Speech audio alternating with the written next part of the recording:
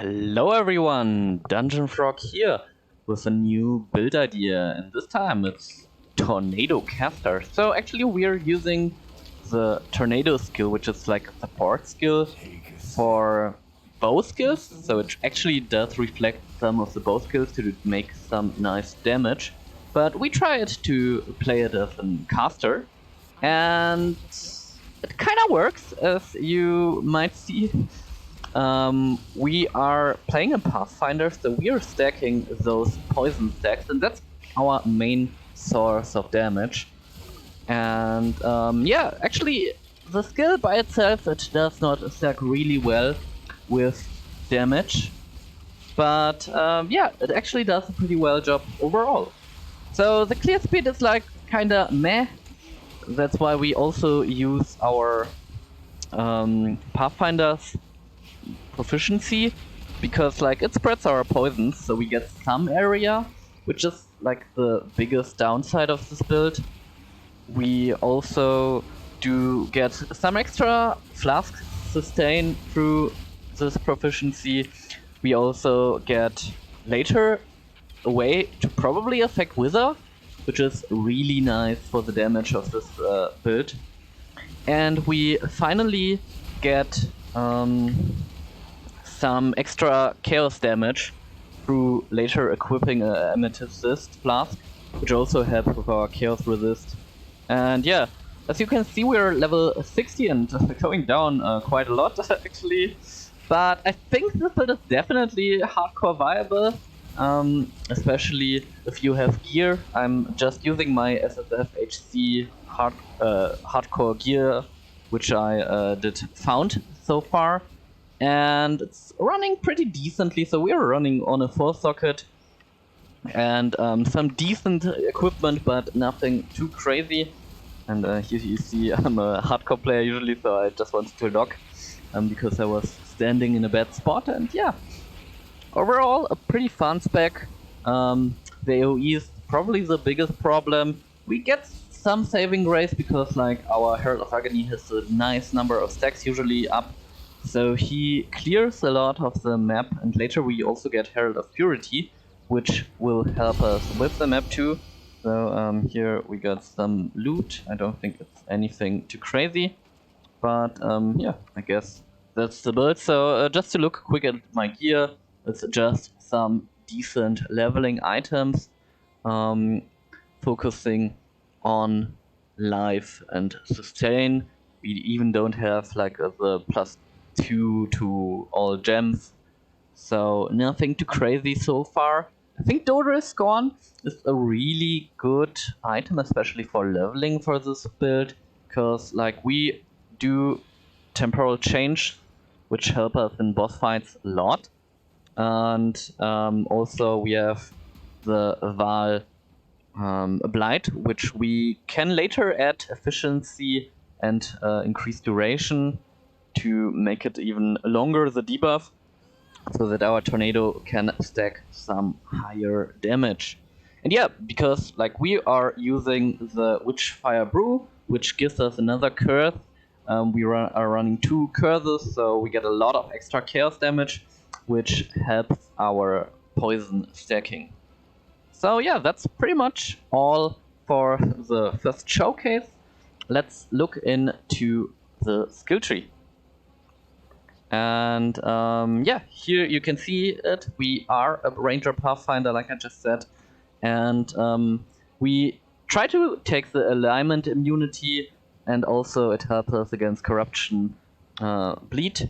We take pretty much most of the poison nodes, because that's like where damage coming from.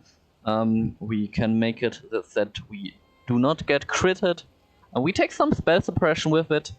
Also the note that we even have higher spell suppression, so with probably a bit better gear, which then I have programmed in here, we probably would get 100% spell suppression.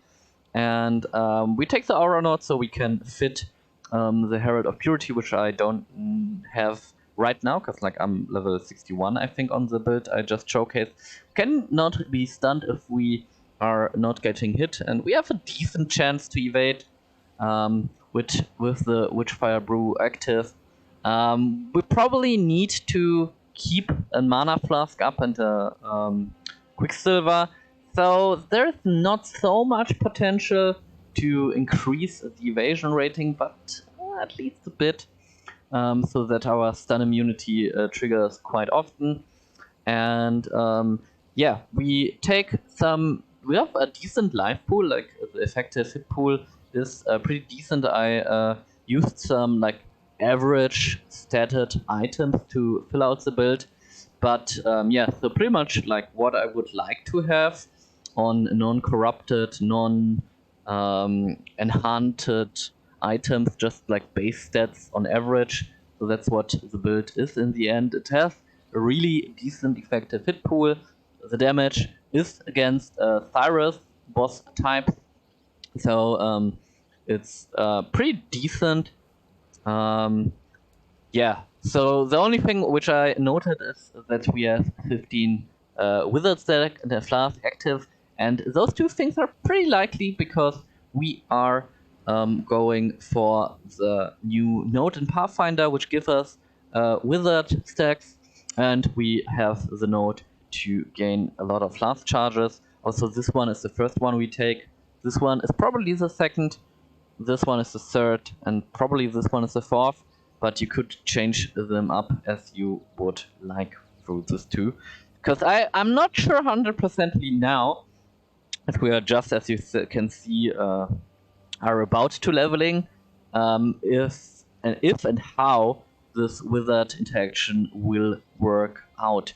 And you see, my character did just die, and I'm usually a hardcore player, so I'm a bit hesitant to level him up further, so it would be really, really cool from you guys if anyone had interest in making the build either better or try it out for yourself. And I would love to see the results, and maybe I will level it, and I'm not sure, because like I lose a lot of motivation if my character dies, and I also am a bit problematic on my time. And yeah, here you can see the rest of the tree. We take the extra 50 life nodes. We take also here to make our chance to poison 100%, some extra nice damage. We get a lot of ways to get some chaos resistance from our passive tree. We get here some life regen and the increased duration on our stacks. We take this one for a lot of power. This one is really, really important. And of course, the second curse. Those two nodes leading to the curse are not really important. You could take this one, you could take this one. No, this one is the only one which is probably bad. You could take this one, depending on what style you go.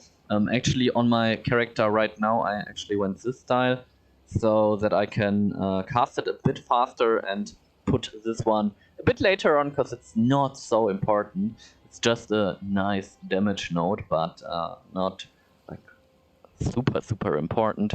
We get also the poisons you inflict deal damage faster, which I actually took already here, because it's like a lot of damage. And actually those nodes here are also like crazy damage nodes. So we take the whole wheel. And yeah, you pretty much start with going like this. Probably take here, as I leveled as a bow character with split arrow. I also took those two nodes and then went for the poison nodes here. This cannot deal critical strike. We don't need it like that early, so I actually don't have it fitted right now. And so yeah, you go probably like here, then move up here, get the extra movement speed, get some things on kill, get here up, take this one, take this one, take this one, and then you max out the HP nodes, the defensive nodes, the alignment nodes, and if you need some strength, you can put 1 point here. As I'm running a stone golem at the moment, let's look at our tornado, which might be interesting.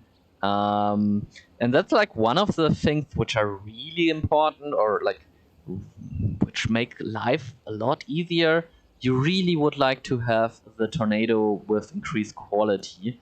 The base quality increases the speed of the tornado, and that's really nice to have. So that's probably the only thing where I would say like, wow, you really want to have this. Everything else is like nice to have. You see, we're running a poison setup with chance to poison, unbound elements, cruelty, dead alignments, and void manipulations. We are running Herald of Agony, Malevolence, and Herald of Purity as our auras, and temporal chains that we get from our Witchfire Brew, the extra curse aura effect. And yeah, you definitely want to run an Amethyst Flask to get not also the chaos resistance, but also the extra damage. And yeah, here you would put a Quicksilver, and here a Mana Flask, which should not get out. So we take this one, which makes our mana not deplete while we are a full mana pool. And yeah, you probably need like an anti-bleed on this one. You might take extra evasion rating on the Amethyst Flask, and on the on the last one it's not so important. You also could run the Aziris Amethyst Flask, which would be also nice. It's pretty cheap, I guess, on softcore, so would be a good choice. You only get one jewel socket. I don't have like anything important in it, so there's a lot of potential to improve its power. Probably want life on the thing and some extra damage. We only get one node. You could get, and it's here, you could get the phasing effect, which I have right now from this node, for 10% to gain phasing on kill. You could put it probably in the jewels to get this point away, and then be able to skill something else. There are some nodes which are still interesting to reach, and there's probably some interesting room to make the build even stronger. I don't know if there's some funny, unique interactions other than that what we are playing at the moment. But overall, I think it's a pretty fun build, and I didn't see anyone ever doing this build, so I would be interested to see if you think this build could work out. Yeah, you can see my rip clip, like just one video before. I think I was a bit unlucky to die in this situation, and yeah, so that's the build. Let me know in the comments what you think about it, and I hope to see you soon again. Leave a follow, a like, write something in the comments, or check me out on Twitch live. See you!